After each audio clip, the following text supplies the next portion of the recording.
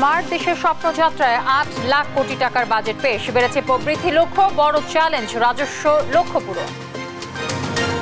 তো এই পুণ্যভূমি সকলের সম্মিলিত প্রয়াসে শত ঘাত প্রতিঘাত পেরিয়ে অপরাজয়ের প্রত্যয় বারবার ঘুরে দাঁড়িয়েছে এবং ভবিষ্যতেও এই ধারা অব্যাহত রাখার দীপ্ত অঙ্গীকারে সাজানো হয়েছে 2024-25 অর্থবছরের বাজেট। বাজেটে দাম কমার চেয়ে বাড়ার তালিকাই বেশি, ভারী হবে বিলাসী পণ্যে, গাড়ি আমদানিতে শুল্ক গুনতে হবে এমপিদের। প্রস্তাবিত বাজেটকে গণমুখী দাবি আওয়ামী লীগের, দেশবিরোধী বলছে বিএনপি, জনবান্ধব নয় মন্তব্য জাতীয় পার্টির। দুর্নীতির অভিযোগের জবাব দিতে সময় পেলেন বেনজির, দুদকের আবেদনে স্থাবর সম্পদ দেখভালে তত্ত্বাবধায়ক নিয়োগ। এবং পেছালো ভারতের প্রধানমন্ত্রীর শপথ, মূল আনুষ্ঠানিকতা রোববার সন্ধ্যায়, যোগ দিতে শনিবার দিল্লি যাবেন শেখ হাসিনা। দর্শক, সংবাদ রাতে শুনছিলেন একেএসটিএম টিপার সংবাদ শিরোনামগুলো, সঙ্গে রয়েছে আমি তানজিয়া জুথি। প্রথমেই বাজেট প্রসঙ্গ।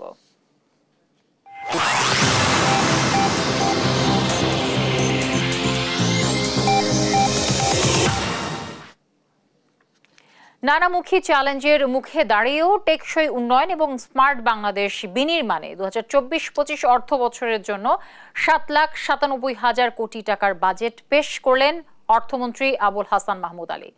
দেশের ইতিহাসে সবচেয়ে বড় এ বাজেটে রাজস্ব আয়ের লক্ষ্যমাত্রা 5,41,000 কোটি টাকা। আয় ব্যয় মিলিয়ে সামগ্রিক ঘাটতি থাকছে 2,56,000 কোটি টাকা।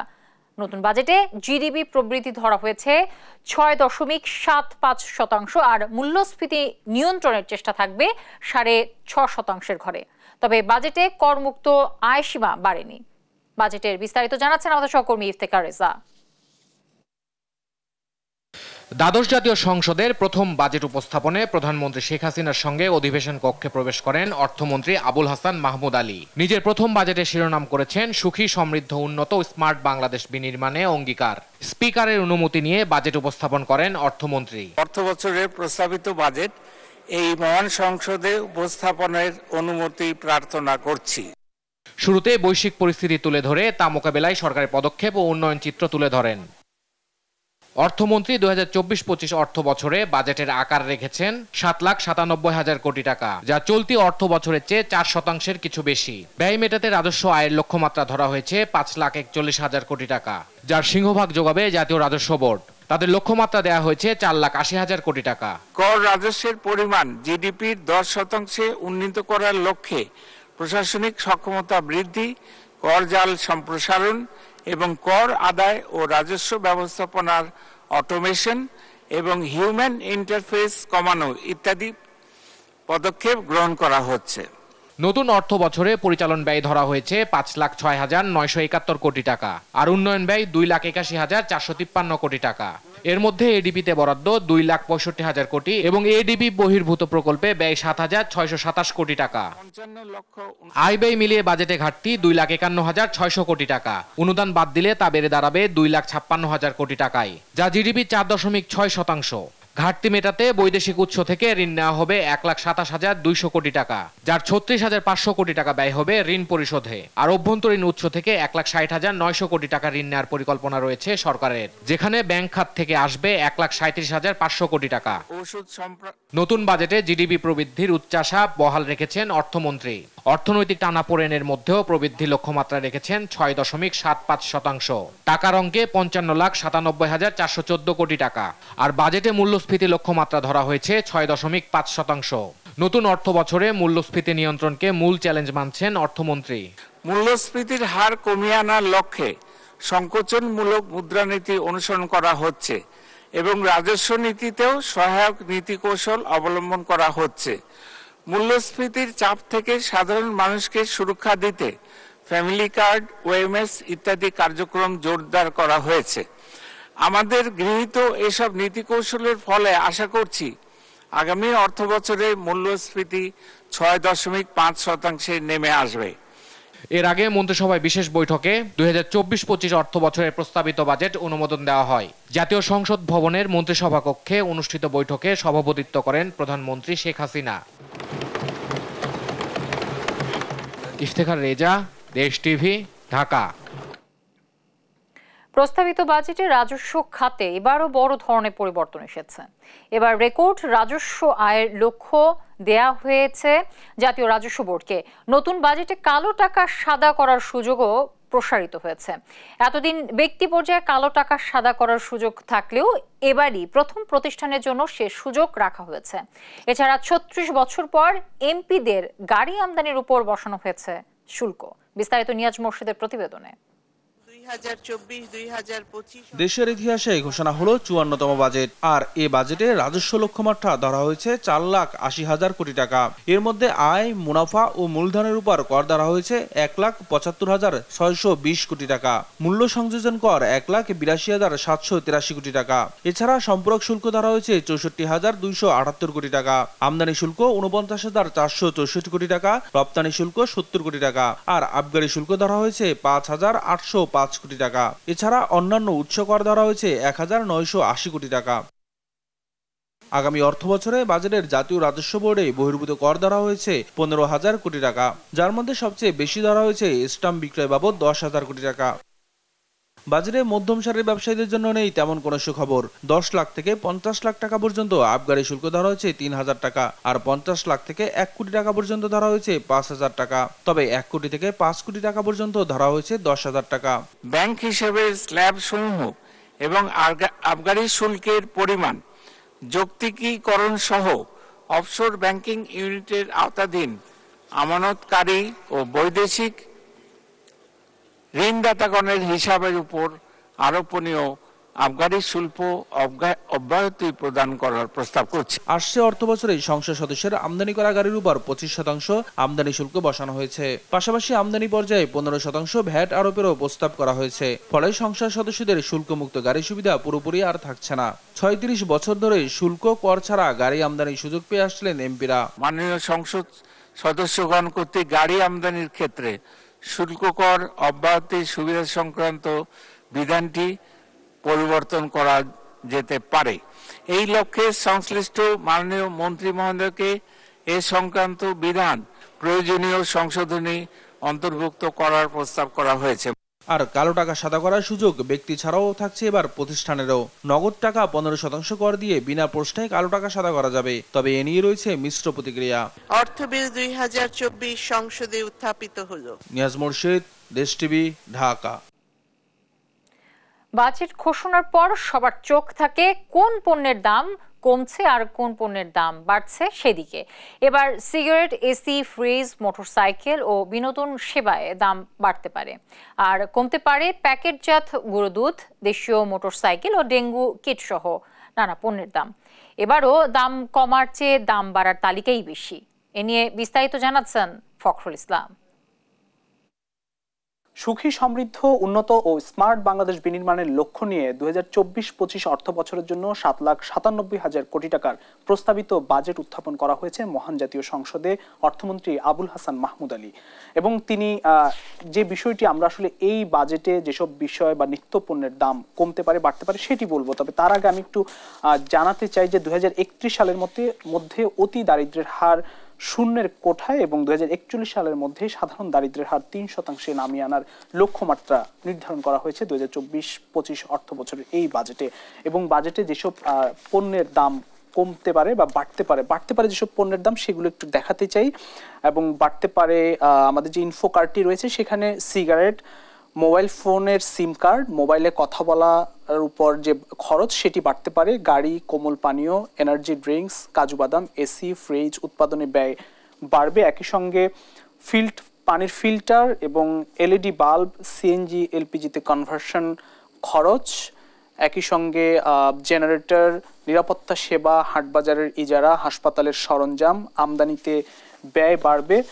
এসব জিনিসের দাম বাড়তে পারে। একই সঙ্গে আসলে বিদেশি মাছ, আমসত্ত্ব, ফলের রস, আইসক্রিম, ইঞ্জিন অয়েল, ইট এইসব জিনিসের উপর দাম বাড়তে পারে। শিল্পের কাঁচামাল সহ বিভিন্ন পণ্যে শুল্ক কর বাড়ানোর প্রস্তাব করা হয়েছে বাজেটে।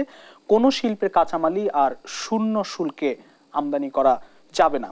সুইচ, সকেট, হোল্ডার ইত্যাদি উৎপাদনের কাঁচামাল আমদানিতে শুল্ক কমানো হয়েছে ৫% থেকে ১% হারে। তবে ১৫% ব্যাট আরোপ করা হয়েছে ধান, গম, পেঁয়াজ সহ 27 নিত্যপণ্য আমদানিতে এলসির উপর 1% কর কাটবে ব্যাংক। এতে এইসব আমদানি করা নিত্যপণ্যের দাম বাড়তে পারে। গত 36 বছর ধরে সংসদ সদস্যরা যে শুল্কমুক্ত গাড়ি আমদানি করতেন, এবার সংসদ সদস্যদের গাড়ি আমদানিতে 25% শুল্ক দেওয়ার প্রস্তাবনা দেওয়া হয়েছে প্রস্তাবিত বাজেটে।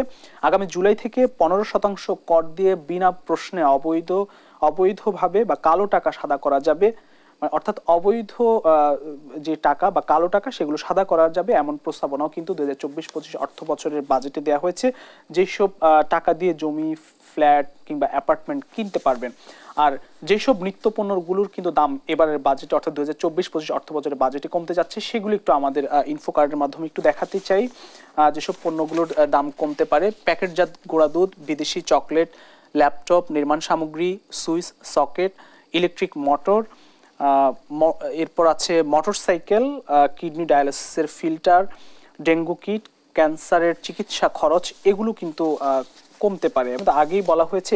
এছাড়া বিদেশি পোশাক, ক্যান্সার ওষুধের কাঁচামাল, শুকনো ফল, মাশরুম, চা, গ্রিন টি, কফি ইত্যাদি ক্ষেত্রে শুল্ক কর ও শুল্কায়ন মূল্যে বিভিন্ন পরিবর্তন আনা হয়েছে, যার ফলে আসলে দাম কমার একটি সুযোগ তৈরি হয়েছে।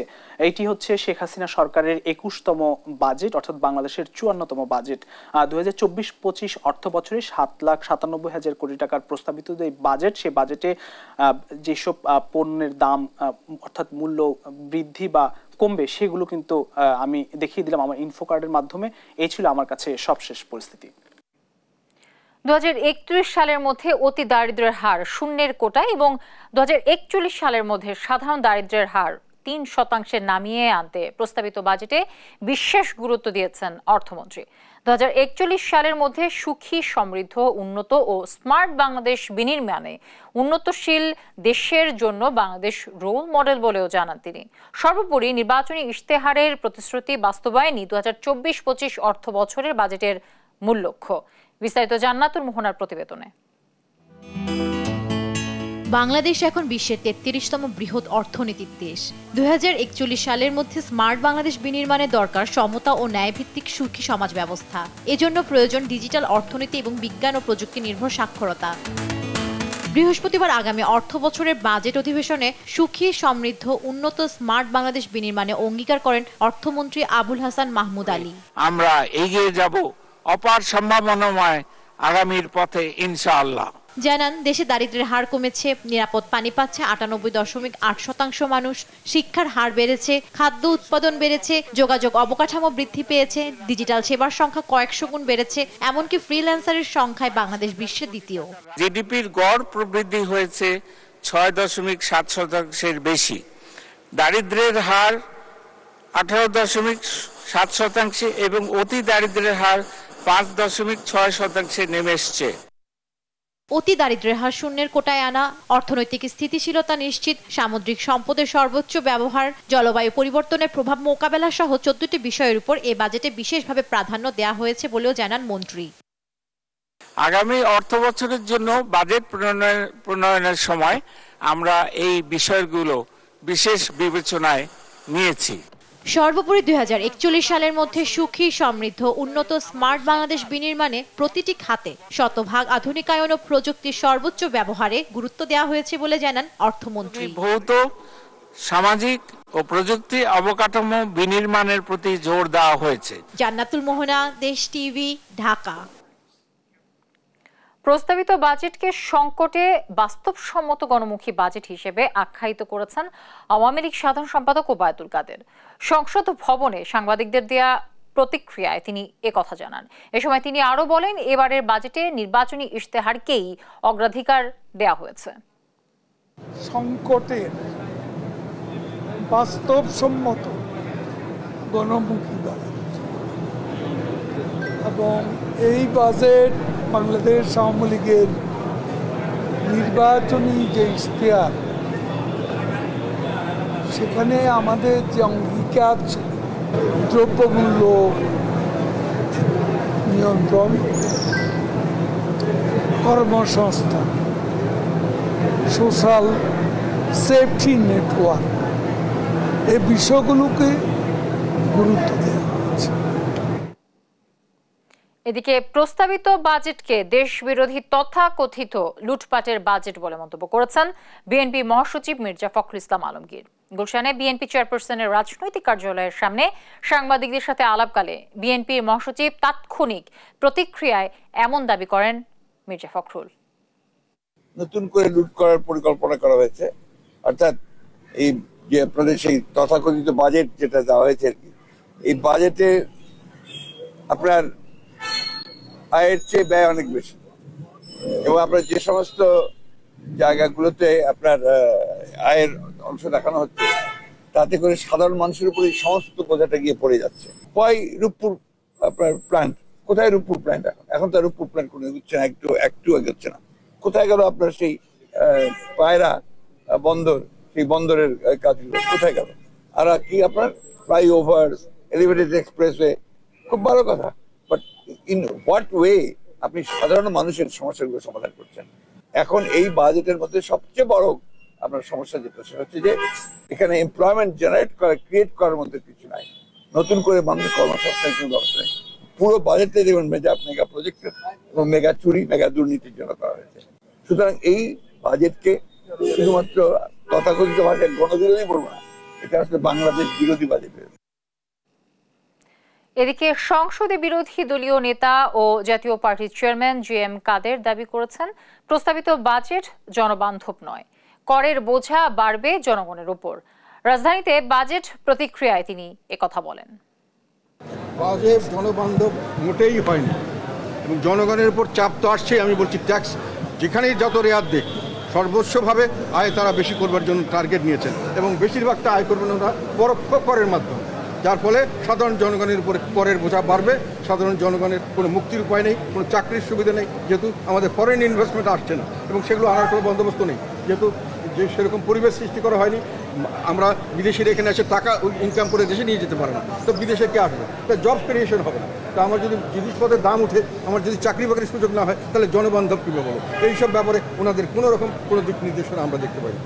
প্রস্তাবিত বাজেটকে বাস্তবসম্মত ও যৌক্তিক বলে অভিহিত করেছেন ব্যবসায়ীদের সংগঠন এবিসিসিআইয়ের সভাপতি মাহবুবুর আলম। একই সঙ্গে ব্যক্তিগত করমুক্ত আয়ের সীমা 4.5 লাখ টাকা করার প্রস্তাবও দিয়েছেন তিনি। তবে ব্যাংক থেকে সরকারের ঋণ নেওয়ার পদক্ষেপে উদ্বেগ প্রকাশ করেছেন। আমি মনে করি যে অ্যাম্বিশিয়াস কোনো প্রজেক্ট না নিলে, এবং আমাদের যদি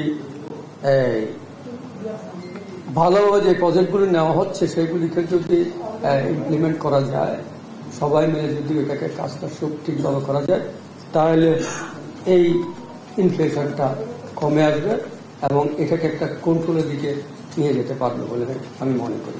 এই বাজেটটা অবশ্যই সরকার এটা যৌক্তিক এবং বাস্তবসম্মত, এটা আমার মনে হয় যে এটা বাস্তবায়নযোগ্য।